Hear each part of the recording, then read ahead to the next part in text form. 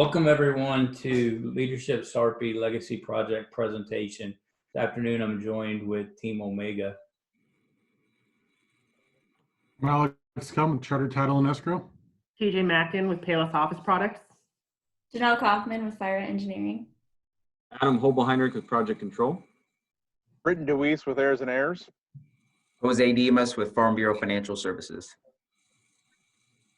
Thank you. And so our project, just to begin with, our group Omega, we wanted to come up or find a project that was going to be more one and done, and find a project that wasn't necessarily going to involve much after the fact once the project was finished. So after much discussion, we had a couple ideas moving forward of what we wanted to do. However, through a networking group, TJ Matten and myself met with Mayor Black. And through that discussion, we asked them if there were any ideas already in motion or plans for anything that the city was doing that we could contribute or that we could participate in. So from that meeting, we had a follow-up meeting with the entire group, with Mayor Black, Tony McGowan, down at the Parks and Recreation Center. And he brought to light that they actually already had something in motion, that they actually had set aside $15,000 for a monument. This monument was going to be placed at the Veterans Park, the existing Veterans Park in Papillion. And the monument was going to be an obelisk that was going to honor four individuals, starting from different branches of the military, but those would be from the Army and Marines.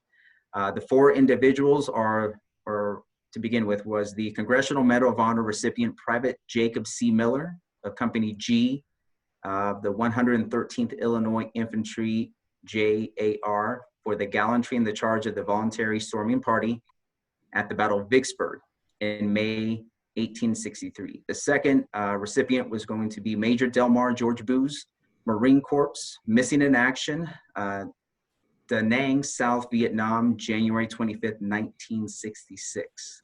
The third, First Lieutenant Mark A. Naziski, Army, killed in action, Malajat, Afghanistan, August 30th, 2010. And lastly, the fourth recipient, Specialist Joseph B. Kemper, Army, killed in action, FOB Gambari, Afghanistan, April 6, 2011. The cost of this project, the total cost was $30,000. So we worked with the City of Papillion as well as the Papillion Community Foundation. Again, as mentioned earlier, the city already was going to match $15,000. So the difference, $15,000, the difference of that we had to fundraise. So we identified potential donors through internal discussions and meetings with the City of Papillion and our legacy team mentor. Our team developed informational flyers, called and emailed individuals and companies, and attended meetings with potential sponsor groups to solicit donations. So as you can see here, that you can kind of see the different levels of donations.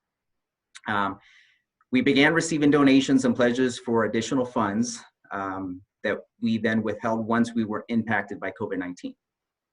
So unfortunately and understandably, many of our targets had to hold back on charitable giving or redirect the charitable giving toward COVID-19 specific efforts. As a group and through conversation with the city of Papillion, the Papillion Community Foundation, and our leaders with the Chamber of Commerce, it was determined that this project would not meet our deadline and that it was not appropriate to continue the solicitation of funds. So although we did not reach our initial fundraising goal due to the pandemic, we have secured funds that would be used and will be used to construct a lasting monument that honors distinguished Sarpy County veterans. So with that, I will open it up to questions.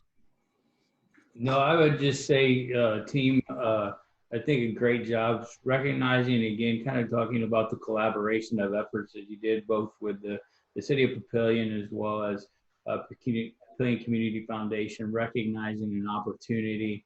I think it's great to be able to pay tribute to our veterans. This community, Sarpy County in and of itself is a true, no kidding, very veteran friendly. And one of the things that's highlighted actually by members of OCCA when they come here, they talk about how committed and giving the community is, and accepting and recognizing our veterans, both active duty as well as military, active duty, retired, and just veterans in general. So outstanding. You know, there's opportunities to continue this project going forward as well. So thank you guys for your time, and thank you for the effort put in.